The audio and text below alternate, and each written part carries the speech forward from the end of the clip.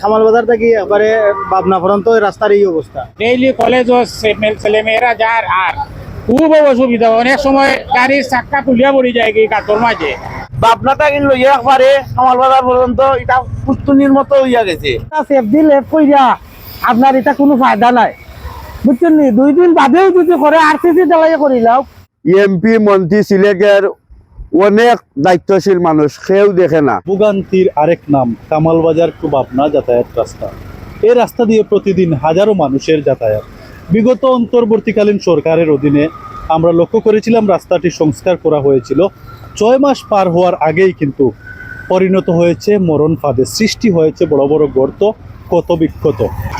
এই রাস্তা দিয়ে বাংলাদেশের প্রথম প্রাইভেট লিডিং ইউনিভার্সিটি সহ বিভিন্ন ধর্মীয় শিক্ষা প্রতিষ্ঠানের ছাত্রছাত্রীরা যাতায়াত করেন, পাশাপাশি রোগী সহ অত্র অঞ্চলের মানুষের যাতায়াতের একমাত্র রাস্তাই হলো কামালবাজার টু পাবনা রাস্তা। খামাল বাজার থেকে একবারে পাবনা পর্যন্ত রাস্তার এই অবস্থা। আমরা এবার মোটরসাইকেলে আইয়ারের বাদেও কিলা আইরাম এখানে আমরা পালা করে বুঝিয়া। এখন একজন মহিলার গর্ভবতী মহিলার অবস্থা এলাকা হইয়া থাকে, রাস্তা মেডিকেল আর যাওয়া লাগছে না, রাস্তার অবস্থা হয়ে প্রশাসনের এমপি মহোদয়ের দৃষ্টি আকর্ষণ করা, জনগণের একটু অবস্থা বুঝে আপনারা মানে সুদৃষ্টি আগে এলাকার মানুষের মুখে চাপা। আমার কথা কি আপনার মানে রাস্তা করি নাই, মানুষে চাইলে মাছটা আস করতে পারবো, দান করতে পারবো চাই। কামালবাজার বাসীর এই যে রাস্তার পরিণতি অবস্থা, 6 মাস আগে কাজ হয়েছে, এই রাস্তাটা বেহাল অবস্থা। এমপি মন্ত্রী সিলেটের অনেক দায়িত্বশীল মানুষ কেউ দেখে না, এইটার দেখার কোনো মানুষ নাই। কিন্তু 6 মাস হয় নাই, রাস্তাটা চলে গেছে ভাঙ্গিয়া। মানুষের দীর্ঘ ভোগান্তি কষ্ট এই রাস্তার কারণে। ভাই রাস্তার অবস্থা এমন কাহিল ভাই, মানে আটকে যাওয়ার মতো না, গাড়ি দিতে যাওয়ার দূরের কথা, আটকে মানে মানুষ যেতে পারতো না অবস্থা রাস্তার।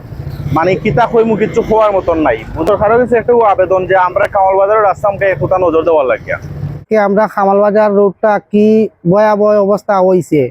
আপনার যে খাম করি গেছিল, যে কন্ট্রাক্টর এটা অল্প ডালাই দিয়া গেছে কি ইট দিয়া, বুঝছেন নি? এখন মাঝখানটা কিলিছে গাত, রাস্তাটারে সুন্দর করে মিলাইয়া করছে না, মাঝখান গাত রাখাই গিয়া গাতে গাতে পানি জমি আপনার সমস্ত রাস্তা ভাঙ্গিয়া গেছে কি। এখন আপনার ওরা ইট ফালায়, চুরকি ফালায়, আওতাও ঠিকে না, মেঘে দইয়া নেই কি উঁচা নিচা কইরা গাত গাড়া, দুর্ঘটনা হয়, বেস্কিডেন্ট হয়, গাড়ি পার্কিং করা যায় না, 2টা গাড়ি লিডিং করাবার বাদেও জাম লাগি যায়, একটারে সাইড দিতে পারে না।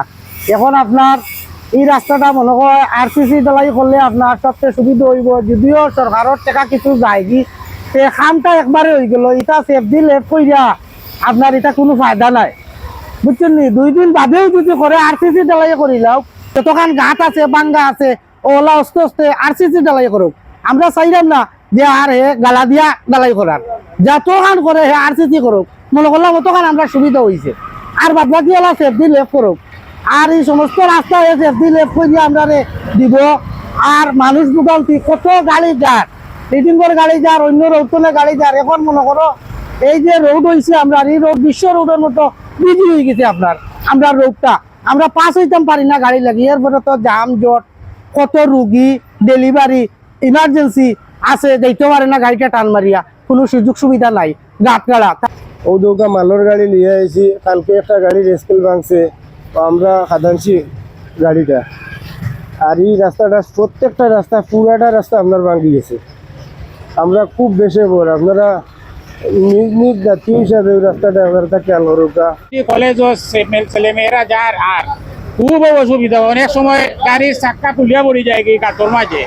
বৃষ্টি দিলে পানি জমি যায়, কোন জায়গা তুষা কোন জায়গা দিশা ড্রাইভারেরা ফলো করতে পারে না, তার দরুন সমস্যা হয়, বুঝছেন নি?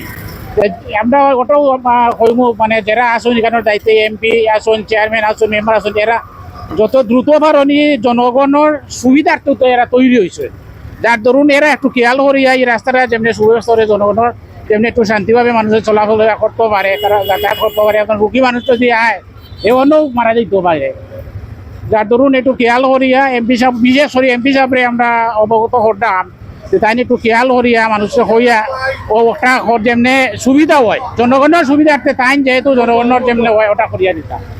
আমরা খুব কষ্টের মধ্যে আছি, বড় বড় গর্ত, গাড়ি স্কেল বা ইন্ডিয়া। আমরা বর্তমান যে এমপি আছেন, দয়া করি আপনি একবার কামালবাজার আইবা, আপনার কাছে বিশেষ অনুরোধ, এই রাস্তার অবস্থা বেহাল খারাপ বাপনাটা কিন্তু একবারে কামাল বাজার পর্যন্ত এটা পুতুনির মতো হইয়া গেছে গর্ত কিতা এটা বড় বড় পুকুর বা বড় বড় পুষ্কুনি হয়ে গেছে গাড়ি চাক্কার স্কেল যার এটা দেখার মতন কেউ নাই দোকান পাবনা পোনা উল্লা লাগাইয়া এই খামাল বাজার এই যে রাস্তাটা বিশ্বনাথ এবার কাদানচি বিভিন্ন অঞ্চলের মানুষের যাতায়াত রাস্তা এই রাস্তাটা খালি একক নাই কামাল বাজার এই দেশের বিশ্বনাথ এরপরে জগন্নাথপুর মানুষ ও সাইডে দিয়ে যায় আপনারা এই রাস্তাটার বা সবে এমপি সাহেবও চাইতা এবং বিশ্বনাথবাসীও চাইতা গাড়ি তো ওই বাঙ্গা ভাঙ্গাতে বেশি অনেক বেশি তো এর কারণে মনে হয় গাড়িতে অনেক কিছু ক্ষতি হয় ক্ষতিগ্রস্ত হয়ে গিয়া সপ্তাহ কামাইয়ে আপনার প্রতিদিনও কামাইয়ে এটা হিসাব করলে